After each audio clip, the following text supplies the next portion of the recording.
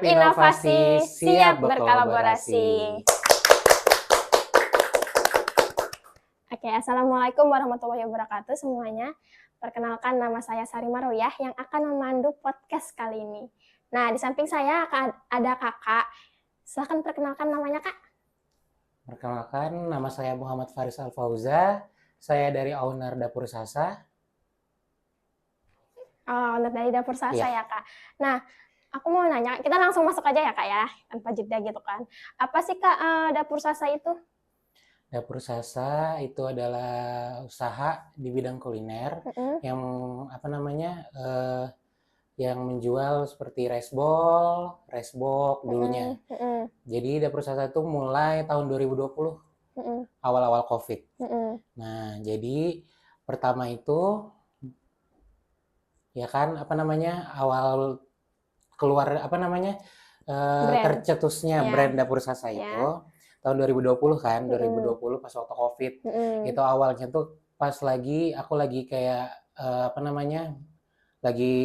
kita tuh lagi masa-masa karantina kan semuanya kan gitu kan. Jadi kan kayak lagi males gitu kan, lagi ngapain nih, bingung nih, gak ada pendapatan atau apa gitu kan, bingung. Ya udah coba deh. Itu lagi hype-nya resbol. Iya. Nah, di Tanjung ini belum banyak. Dan belum ada kayaknya gitu kan pada tahun 2020. Coba deh kita gitu kan 2020 buka resbol gitu kan. Cuma PO dulu. PO dulu di rumah gitu kan. Nah, sebelum itu saya itu dulu coba-coba dulu nih berapa menu. Akhirnya pertama kali itu keluar 17 menu. Wow, itu apa aja tuh 17 menu itu, Pak? 17 menu itu dari ayam, udang, cumi, tuna. Nah, itu. Jadi berbentuk berbentuk resbol tadi. Resbol, iya. Itu awal mulanya dari situ, awal mula. Nah, awal mula nama Dapur Sasa kenapa jadi Dapur Sasa gitu kan? Itu tuh awalnya tuh brand mamaku. Mamaku tuh dulu punya kacang Thailand, nah kan. Tapi dia sambil kerja gitu kan, sambil kerja. Nah, terus jadi kan brandnya ini kan nggak kepake nih. Aku bingung kan daripada buat lagi atau apa, yaudah deh ngambil Dapur Sasa. Sasa itu dari nama adekku yang paling kecil. Oh, jadi adek paling kecil namanya Dapur Sasa. Jadi dinamain Dapur Sasa. Dapoer gitu ya. Jadi ada bedanya, bukan dapur biasa, Dapoer. Kenapa kakaknya jadi memilih usaha ini gitu? Kenapa jadi kepikiran? Memang dari kecilnya tuh yang suka masak. Gitu kan. Suka masak gitu kan. Ya udah, pengen ikut Master Chef gitu kan. Pengen lah gitu-gitu. Cuma memang di awal tuh memang orang tua tuh nggak nggak support full gitu loh, karena orang tua pengen gini, hobi sekedar hobi aja, jangan dijadikan kerjaan. Awal-awal kayak gitu kan. Dulu kan aku SMA-nya di Jogja juga. Nah, terus karena pengennya dulu kayak nggak ngelirik swasta gitu, universitas swasta tuh kayak nggak ngelirik, pokoknya ambisinya ke negeri atau enggak ke luar negeri. Cuma qadarullah bukan rezekinya, ya kan, bukan rezekinya. Ya udah deh, putus asa kan, namanya kita manusia. Iya, kan, namanya manusia, kayak, benar-benar. Apalagi pada masa-masa itu kayak labil gitu kan. Ya udah deh, masak aja, sekolah masak. Akhirnya 2018 2019 sekolah masak di Jogja. Ngambil 1 tahun. Nah, dari situ ya udah berjalan sekolah masak. Tiba-tiba kan mau mau lulus, tiba-tiba COVID kan. Itu tuh kondisinya masih belum lulus gitu kan. COVID, ya udah. Nah, makanya kenapa jadi tercetus tuh pas masa COVID itu. Lagi gabut-gabutnya lah istilahnya gitu kan. Nah, jadi resbol, awalnya tuh resbol sama resbok itu pertama kalinya. Dapur Sasa. Apa sih Kak struggle-nya gitu loh? Wah, selama 5 tahun. Ini jalan 5 tahun Dapur Sasa. Wah, itu luar biasa sih. Memang struggle-nya banyak. Dari segi harga pangan, ya kan, naik turun. Terus mangsa pasarnya juga. Terus habis itu apalagi yang 2024 terakhir ini. 2024 terakhir ini daya beli masyarakat tuh kurang banget. Terus ada lagi juga masalah judi online. Itu kan uang kan gak berputar. Itu mempengaruhi ya? Mempengaruhi banget. Aku baru tahu. Kalau di aku mempengaruhi banget. Soalnya aku ngerasakan banget ya, bisa dibilang malah masuk deflasi ekonomi, bisa dibilang gitu Oh. loh. Jadi dapur sasa pas waktu COVID alhamdulillah jaya-jayanya gitu. Nah, Oh, tapi kok COVID malah jaya ya? nah, Oh. iya, tapi pas waktu apa namanya? Pas waktu 2024 kemarin itu Mm-mm. dari setelah Lebaran Idul Fitri. Nah, itu baru ngerasa banget Yang gitu. Bahan bahannya baku naik, naik, semua iya. naik, terus habis itu daya belinya juga kurang Oh, atau apa gitu kan. Nah, jadi kayak aduh, inovasi apa lagi sih yang mau dilakuin gitu. iya. Nah, jadi kan kayak banyaklah berpikirnya, stres juga, Heeh. overthinking juga semuanya. Terus gimana kakak keluar dari masalah tersebut gitu? Banyak sih. Maksudnya di balik yang namanya aku juga masih 25 tahun ya. Iya, Maksudnya kan namanya krisis ya, iya, iya, quarter ya krisis life gitu loh. iya. Maksudnya masa-masa quarter krisis life gitu kan. Heeh. Apalagi kata orang 25 tuh masa-masanya kita yang bener-bener yang diuji, yang Iya. wow, luar biasa gitu Mm-mm. kan. Nah, jadi banyak sih aku dapat masukan dari keluarga, Mm-mm. aku dari teman-teman terdekatku, Mm-mm. dan banyak juga yang support-support gitu loh, Mm-mm. support dari segi dari manapun. Mm. Karena kan aku sebelumnya usaha ini kan banyak ya yang maksudnya istilahnya kan contohnya aja dana itu kan perputar kan. Iya. Jadi kan perlu modal, perlu modal, perlu modal. Nah, Mm. terus support itu banyak gitu loh. Entah dari keluarga, entah dari sahabat-sahabatku, teman-temanku. Jadi Mm. kayak bersyukur aja gitu loh dapur sasa di masa-masa krisisnya itu apa namanya masih banyak yang bisa bantu Oh, gitu berarti loh. keluarga semua ngedukung usaha ini ya, Kak? Iya, awalnya memang enggak, tapi ngelihat ngelihat progresnya lu bagus atau apa dan meyakinkan, alhamdulillah keluarga support Oh, berarti awalnya gitu. enggak tuh? Iya, Oh, bukan enggak yang enggak, cuma maksudnya tetap ngasih tahu, ya. mending ini aja gitu loh, Hmm. mending itu. Tapi sejauh ini karena aku membuktikan juga gitu loh, memang nggak mudah gitu. Karena orang tua aku memang luar biasa gitu loh. Iya. Pasti pengen anaknya anaknya yang Kerja di maksudnya ya kantoran gitu ya? enggak sih kalau kerja di kantoran Oh, namanya lebih lebih kayak dapat banyak ilmu, oh, iya, iya, iya. kuliah Oh, iya, dulu, ya, benar-benar lebih-lebih sepakat kayak kayak gitu. yang ini gitu Ya. kan. Cuma aku memutuskan nggak kuliah, terus habis itu apa namanya? Ya itu langsung ke jualan gitu loh, langsung Hmm. usaha ini gitu loh. Nekat, modal nekat memang di awal. Itu kakak masih kuliah saat bikin usaha Aku ini? sekolah masak. Oh, itu gimana Jadi sekolah pembagian? masak itu tuh setara dengan D1. Oh, Cuma nggak gitu. sampai D3 atau S1 kan. Cuma itu masih Oh, pakai setara. Setara. oh, Jadi setelah awalnya tuh pengen istilahnya gap year pengennya gitu kan. Jadi gap year dulu baru habis itu kuliah. Tapi tiba-tiba pas nggeluti usaha ini kok asik gitu iya loh. ya, kok Banyak asik gitu ya. tantangannya. Iya, Bukan benar. bukan asik karena duit ya. Cuma Iya. maksudnya banyak gitu loh. Selain duit ya juga banyak juga gitu loh kayak tantangan ngelihat orang seneng makan punya kita, Iya. happy gitu loh. Itu Sekalian kayak hobi kakaknya iya juga kan ya? gitu kan. Nah, jadi kayak kita ngerjainnya tuh sesuai hobi kita kan jadi sesuai passion Iya, kita kan that's enak true. kan gitu Iya. kan. Nah itu. Mm-mm. Terus gimana tuh kakak cara pembagian waktunya?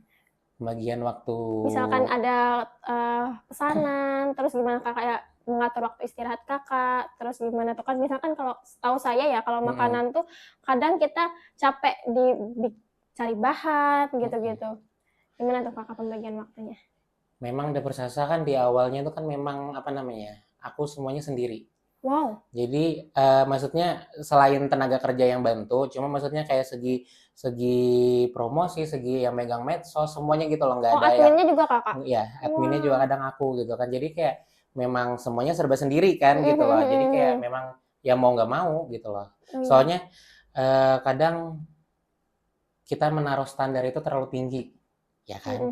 Nah, jadi ketika orang itu datang nggak sesuai standar kita, jadi nggak puas kitanya gitu Oh, loh. iya, Jadi iya, iya, makanya kadang tuh benar-benar. kayak ya udah ngerjain sendiri aja gitu loh untuk Hmm. sementara. Bilangnya untuk sementara, tapi Hmm. makin lama ngerjain sendiri terus gitu loh. Jadi kayak Oh. capek sendiri. Oh. Tapi kalau memang kayak kayak bantu-bantu masak atau apa memang dibantu sama ada anak-anak gitu Oh, loh. gitu. Terus ini outletnya di mana, Kak? Outletnya kita kalau dapur sasa ada di Sulingan, Heeh, di ya. seberang Hotel Indiana Sulingan. Oh, iya, iya. Kalau Eh, kalau misalkan kayak sambal ini dijualnya di mana, Kak? Kalau sambal ini untuk sementara kita pre-order dulu. Oh, Ya, PO. PO dulu gitu. Soalnya kan sambal ini ada sesuai ketahanannya juga gitu Ya. kan. Nah, terus juga aku belum berani untuk memasarkan yang luas gitu loh. Nah, kenapa jadi ikut inovasi ini? Buat biar bisa memperluas gitu lah. Oke, aku mau bahas sambalnya dulu ya. Mm-mm. Sambalnya ini bisa nggak Kak dikirim ke luar daerah gitu Bisa. misalkan? Dulunya sebelum sambal ini kan aku uji coba, terus juga ada juga teman-temanku kemarin itu sudah sampai ke luar negeri, sampai Mekah Heeh. dibawa, Wah. dan itu alhamdulillah tahan Ya. lama dan aman Heeh. gitu loh. Cuma memang Heeh. dari segi packagingnya aja yang kurang ini loh, kurang kurang pas. Jadi kayak mungkin ada kebocoran dikit atau apa, tapi alhamdulillah kalau dari segi rasa dan lain-lain kuat gitu loh. Aman, tahan lama gitu. Apa sih pembeda sambal ini dari sambal lain? Yang pasti rasa ya. Rasa Dapur Sasa punya rasa tersendiri, ya kan? Nah, jadi kalau kalau kalau pernah nyoba atau apa, ya itu ciri khas ada di bumbunya itu ada ciri khasnya gitu loh. Gitu loh. Kadang tuh kalau sambal Dapur Sasa tuh manis, ya kan? Manis tapi nggak manis banget. Ada pedesnya, pedesnya malah nyelekit, tapi ada manisnya, gurihnya ada. Jadi kayak unik gitu lah, gitu. Kalau dari pendapat yang orang lain ya, bilangnya kayak gitu, ciri khasnya, gitu. Terus misalkan nih Kak, kan sekarang digital kan di mana-mana ya. Kakak memasarkan produk sambal ini ada di sosmed-sosmed juga nggak, atau di mana gitu? Untuk sementara masih Instagram sama WA bisnis ya, itu aja. Iya. Cuma pengennya tuh kayak nge-hire orang gitu loh, buat biar lebih profesional lagi. Yes. Ya kan, karena kan bertahap ya. Soalnya semuanya Dapur Sasa ini punya anak banyak selain sambal ini aja. Dapur Sasa punya nguah, Yes. nguah di food cart, Iya. terus hintalu dadar, ayam goreng bawang putih. Iya. Nah, jadi kan karena semuanya ngerjain sendiri, ya kan? Jadi tunggu dulu deh gitu loh. Tapi pengen banget yang kayak kita punya di Shopee, TikTok Shop gitu loh. Iya. Semuanya pengen banget. Kita tidak bisa memungkiri ya Kak, sekarang zaman makin maju ya. Bahkan kayak di sosial media TikTok aja sekarang bisa tinggal pencet langsung pesan, kirim gitu kan ya. Iya, benar-benar. Inovasi apa yang Kakak terapkan untuk kedepannya nih kira-kira? Pasti dari segi packaging ya. Biar lebih ini lagi, mungkin dari model kalengan. Kalau ini kan masih plastik ya. Nah, pengennya tuh kalengan biar tahan banting gitu loh. Tahan banting, jadi kalau kita kirim kemana aman. Terus juga tahannya lebih awet, biar nggak kemasukan angin atau apa gitu kan, dari bakteri-bakteri yang lain lah. Jadi lebih awet gitu loh, pengennya ya sampai kalau bisa ya luar negeri dan lain-lain gitu. Oh ya, kemarin tuh Sari dapat informasi kalau Kakak kemarin menang yang ada Respectapreneur itu ya. Nah, itu ceritain dong gimana caranya Kakak bisa menang. Gimana ya? Ya, maksudnya ya caranya nggak ada cara khusus sih, cuma maksudnya ya kita memahami produk kita, apa yang kita ingin jual gitu kan, kita tahu dari segalanya, ya udah itu kita sampaikan gitu loh. Terus inovasi yang kita pengenin apa ke depannya gitu loh. Nah, inovasi dari sambal tersendiri ya pengennya kan biar bisa dijangkau semua kalangan, semua daerah gitu kan. Nah, itu terus juga kita juga ada tahu isi yang nanti itu biasa divakum. Nah, itu biar dikirim-kirim juga. Itu tahan lama Kak? Tahan lama gitu. Baru tahu. Kemarin tuh udah nyoba sampai ke Jogja. Itu tahan sampai Jogja? Tahan. Wow. Nah, memang jangkanya yang tahu sama sambal berbeda gitu loh. Kalau sambal kita bisa sampai 2 minggu sampai sebulan. Nah, kalau tahu itu mungkin kisaran seminggu 15 hari. Ekspedisi, dari lewat ekspedisi? Dari lewat ekspedisinya. Berarti tahu itu tahannya 15 hari? Iya, itu kurang lebih. Hebat ya Kakak ya, Masya Allah. Terus apa nih Kak, hambatan Kakak untuk bisa sampai titik sekarang? Hambatan? Kalau dibilang hambatan enggak sih ya. Cuma jadi batu loncatan nggak sih? Ya kan? Jadi batu emangnya biar kita bisa naik lagi. Berproses ya Kak. Berproses. Kalau hambatan jatuhnya kita kan nggak bakal bisa naik atau berkembang lagi. Iya, benar. Iya. Nah, itu. Iya. Terus aku mau nanya nih Kak, Kakak tuh sekarang fokusnya ke produk apa? Kan fokus Dapur Sasa nih banyak kan ya produknya ya.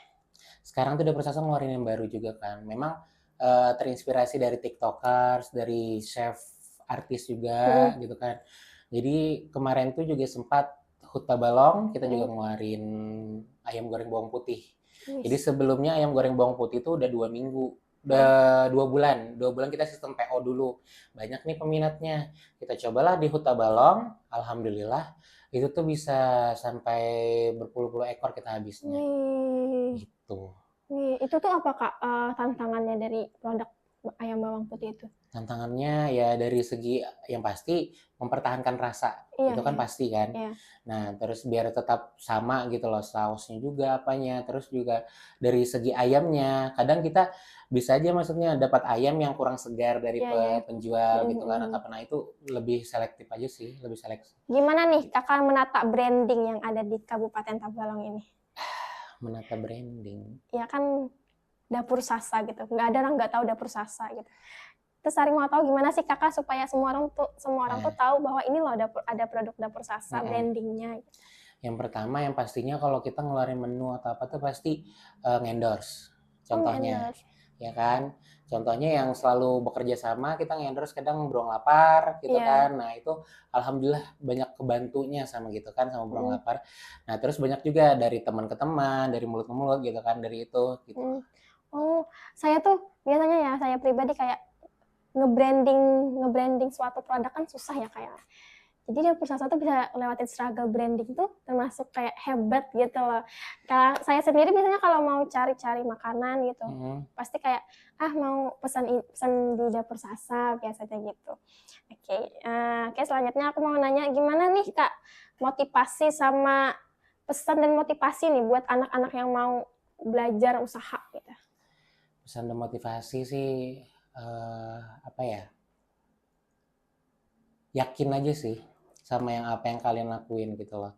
Mau orang lain ngomong apa, tapi kalau dari diri kalian sendiri yakin, gas aja langsung, gaspol gitu loh. Hmm. Sekuat pokoknya apa yang kalian usahakan tuh lakukan 100% gitu loh. Maka hasilnya juga 100% insya Allah. Dan balik lagi, semua itu kan yang di atas yang menentukan gitu loh. Nah, makanya kalau kita pengen usaha atau apapun, dekatkan diri juga sama yang di atas gitu loh. Jadi biar semuanya lancar, sama orang tua, sama apa semuanya gitu loh. Minta doa, minta restu.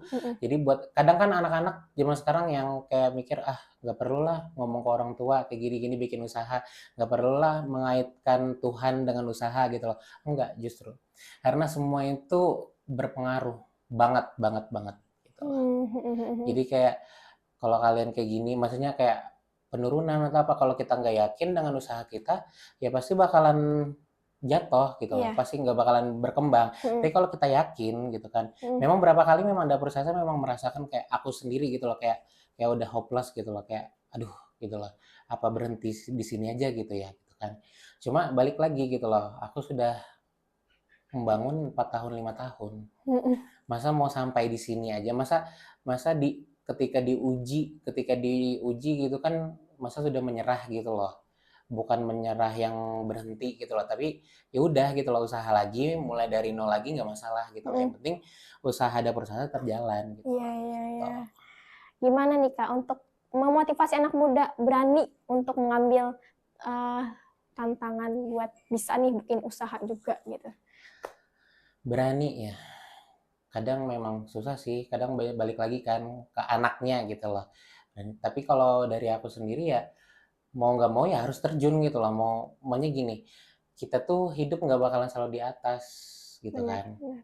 Nah, kalau kita berleha-leha dengan hidup gitu kan, atau kayak gimana pun, ya kita nggak bakalan berkembang juga gitu loh.